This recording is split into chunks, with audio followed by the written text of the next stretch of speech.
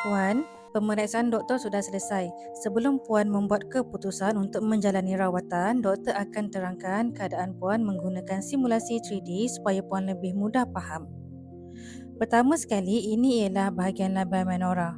Daripada pemeriksaan tadi, doktor mendapati labia minora Puan sedikit lebih panjang daripada biasa. Keadaan ini boleh menyebabkan rasa bergesel atau tidak selesa apabila memakai seluar yang ketat atau semasa melakukan aktiviti harian. Jika Puan juga mengalami ketidakselesaan seperti ini, labiaplasti mungkin boleh dipertimbangkan untuk membantu memperbaikinya. Manakala ini pula ialah bahagian dalam faraj.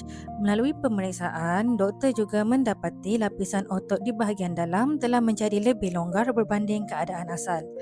Jika Puan ingin mendapatkan semula rasa lebih ketat, maka vaginoplasti adalah rawatan yang lebih sesuai. Saya ingatkan dua masalah ini adalah perkara yang sama.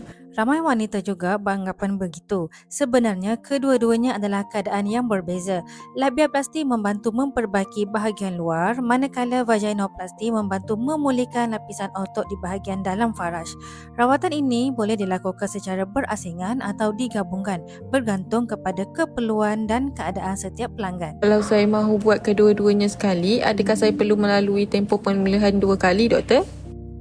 Tidak Puan, jika keadaan kesihatan Puan sesuai, doktor boleh melakukan kedua-dua prosedur dalam satu rawatan saja. Ini bermakna Puan hanya perlu melalui satu tempoh pemulihan dan hasil keseluruhannya juga akan menjadi lebih seimbang serta lebih harmoni. Selain itu, buat masa ini, klinik kami juga menawarkan 2 sesi intimate whitening care secara percuma selepas Puan pulih dengan baik. Baik, doktor. Sekarang saya lebih faham. Terima kasih, doktor. Sama-sama Puan, yang paling penting ialah Puan benar-benar memahami keadaan diri sendiri.